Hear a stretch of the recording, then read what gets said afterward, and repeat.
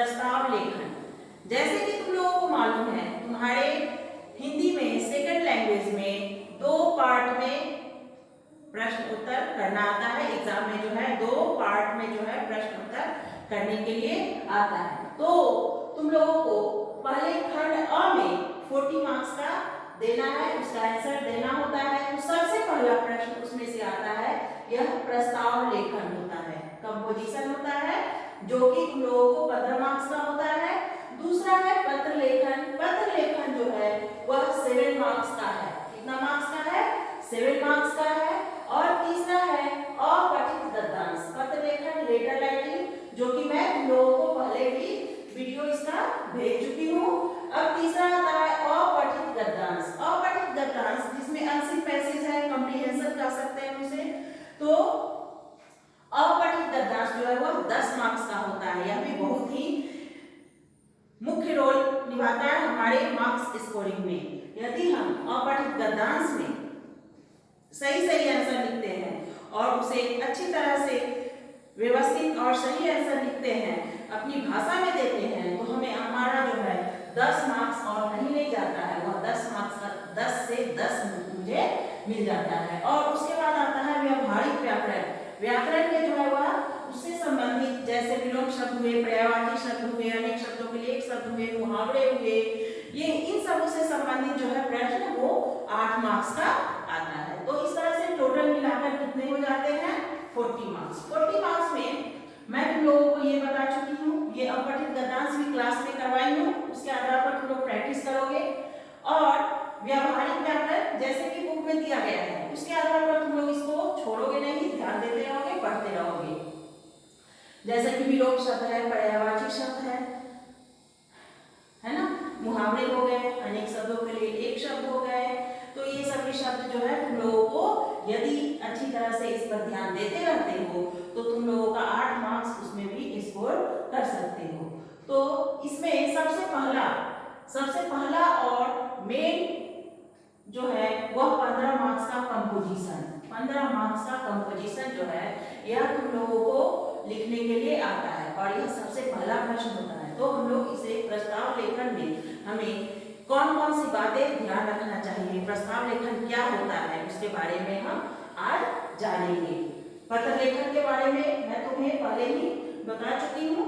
आज हम जानेंगे कि प्रस्ताव लेखन को हमें लिखते समय किन किन बातों का ध्यान रखना चाहिए। तो जैसे कि प्रस्ताव लेखन में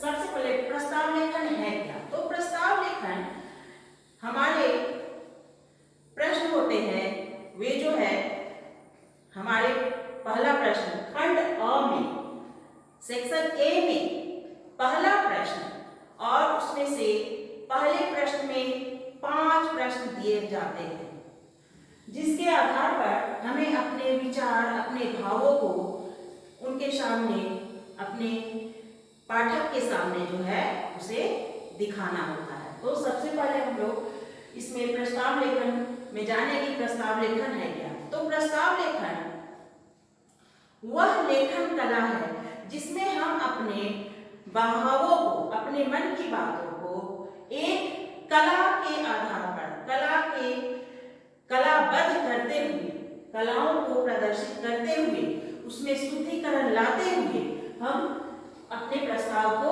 जो विषय हमारा दिया जाता है उसमें हम लोग उसके बारे में लिखते हैं। तो इस तरह से प्रस्ताव लेखन जो है हमारा, अब ऐसे प्रस्ताव लेखन और एक निबंध में जो है बस सिर्फ टॉपिक दे दिया जाता है और उसके बारे में लिखने के लिए कहा जाता है। लेकिन प्रस्ताव लेखन में हमें कुछ बातें कही जाती है और उसके आधार पर हमें समझा कर एक लाइन का मतलब बताते हुए हमें उसका आंसर देना होता है।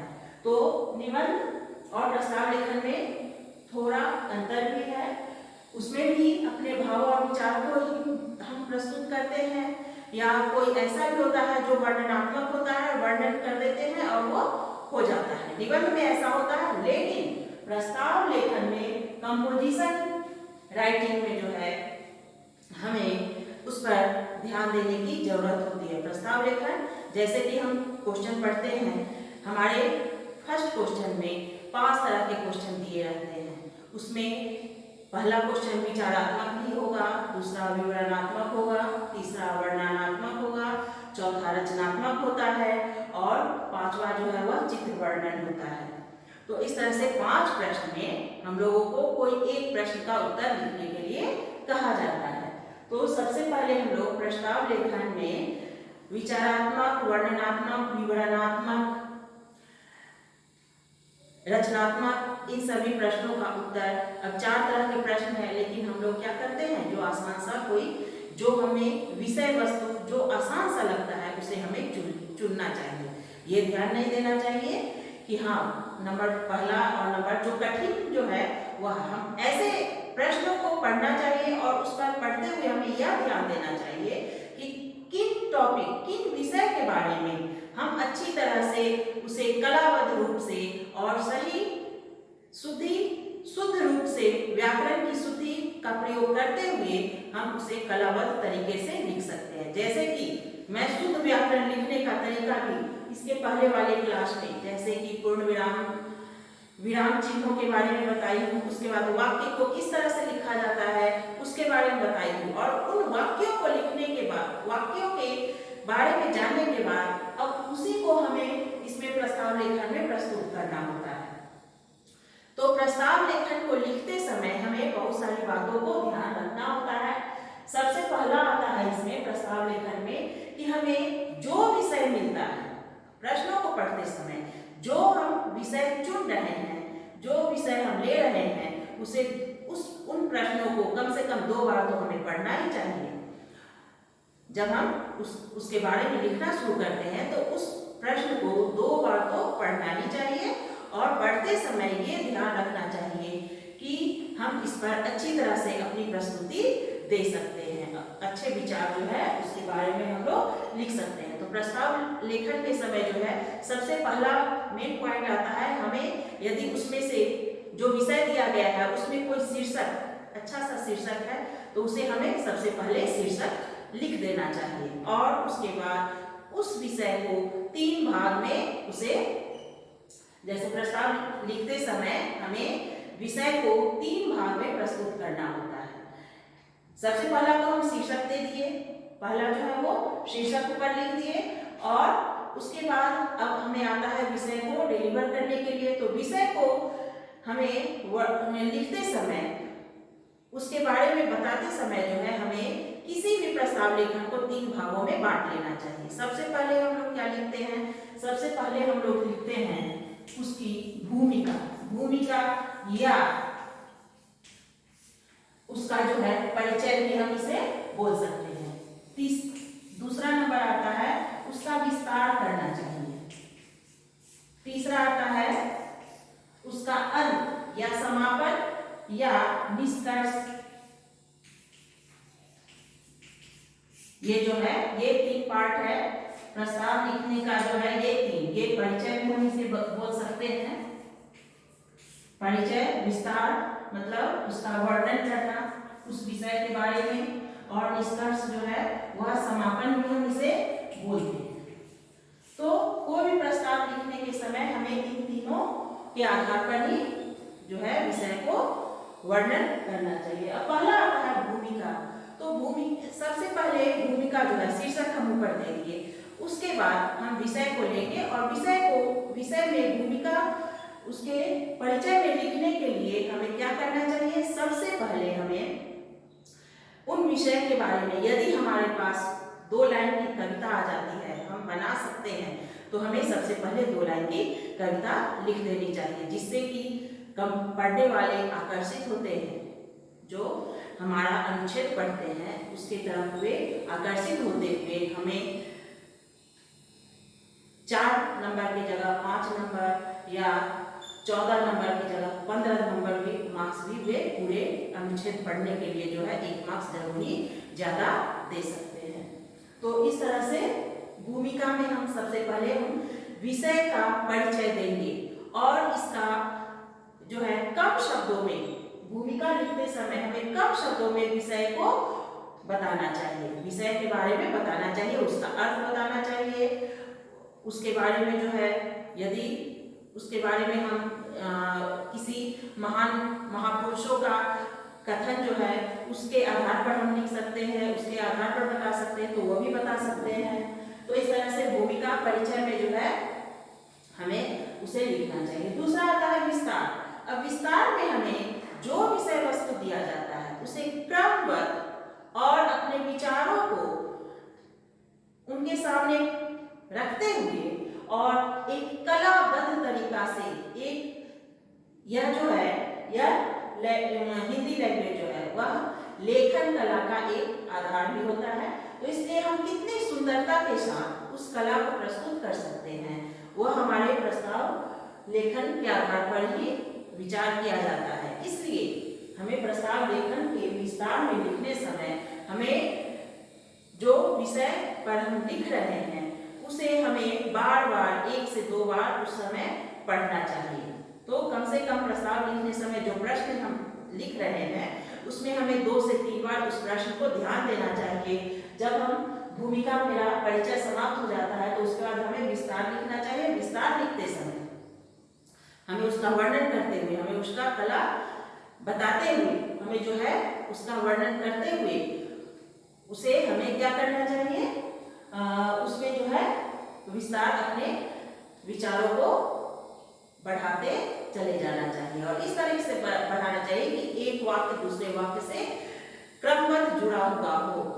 और जो यह भी ध्यान रखना चाहिए कि हम जो लिख रहे हैं, जो विस्तार करते जा रहे हैं, जो उसके बारे में हम बताते जा रहे हैं, वह विषय के आधार पर ही। ऐसा ना हो कि कभी कभी ऐसे लिखते लिखते हम जो है बहाव में वो इधर उधर ध्यान कर देते हैं और वह जो है विषय के जो विषय हम लिख रहे हैं उसे छोड़कर दूसरी तरफ बढ़ जाते हैं। तो ऐसा नहीं होना चाहिए, इन सभी बातों को ध्यान रखना चाहिए। तो ये जो है विस्तार करने के बाद अब विस्तार यानी कि विषय का वर्णन जो है वह हम बढ़ाते हुए उस विषय के बारे में विस्तार से बताते हुए उसके बाद अब आते हैं हम निष्कर्ष के पर। तो निष्कर्ष में जो है हमें समापन करना है। तो समापन में जो भी हम ऊपर से नीचे तक, जो भी हम भूमिका में लिखे, जो भी हम विस्तार में लिखे, जो भी हम परिचय में लिखे, जो भी हम विस्तार से लिखे, उन सभी का कंक्लूजन, निष्कर्ष, निचोड़ जो हमें इसमें समापन में बताना चाहिए। इसका भी रूप, छोटा रूप हम लिख सकते हैं। तो कम से कम हमें प्रस्ताव इस तरह से लिखते समय कम से कम हमें 3 से 4 पैराग्राफ तो बनाना ही चाहिए और उसे सुंदर ढंग से प्रस्तुत करना चाहिए। इसे प्रस्तुत करते समय जो है तो उसके बाद हमें निष्कर्ष यानी समापन करना चाहिए और इस तरह से हमारा प्रस्ताव लेखन जो है वह जो है हम पूरे अंक हम प्राप्त कर सकते हैं। तो इसमें हम कुछ ऐसा बातें जो है बताना चाहती हूँ जिसमें प्रस्ताव लेखन लिखते समय हमें किन किन बातों को ध्यान देना चाहिए। तो प्रस्ताव लेखन का अर्थ होता है कि दिए गए विषय पर अपने भावों और विचारों को कलाबद्ध तरीके से वर्णन करें, प्रस्तुत करें। प्रस्ताव लेखन एक कला होता है जो छात्र विषय को अच्छी तरह समझकर मनन करके और अपने विचार सुव्यवस्थित करके एक व्यवस्थित रूप में ढंग से प्रस्तुत करने के लिए विषय का गहन अध्ययन करना होता है।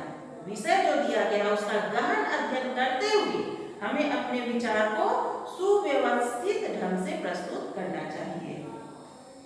अध्ययन के अलावा प्रस्ताव लेखन में निरीक्षण व चिंतन क्षमता का होना भी जरूरी है। कम से कम शब्दों में अपने विचार व्यक्त करना चाहिए और सटीक शब्दों का प्रयोग करना चाहिए।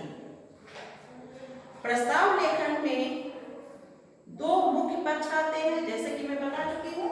एक विचार, प्रथम भाव है भाव पक्ष, प्रथम है भाव पक्ष और दूसरा है कला पक्ष। द्वितीय जो है वह कला पक्ष है। भाव पक्ष क्या है? तो भाव पक्ष में लेखक के भाव सुलझे हुए, तर्कपूर्ण तथा निश्चित होने चाहिए तथा कला पक्ष में उसे शुद्ध एवं प्रभावी, पूर्ण प्रभाव पूर्ण भाषा का प्रयोग करना चाहिए। मतलब ऐसा हमें लिखना चाहिए भाव पक्ष में अपने विचार इस तरह का प्रस्तुत करना चाहिए कि जो पढ़ने वाले हैं वे साफ साफ समझ सके और उनके ऊपर हम अपना ज्यादा से ज्यादा प्रभाव डाल सके। दूसरा है प्रस्ताव लेखन को लिखते समय हमें इसे 3 भागों में बांटना चाहिए, जो कि मैं यहाँ पर बता चुकी हूँ।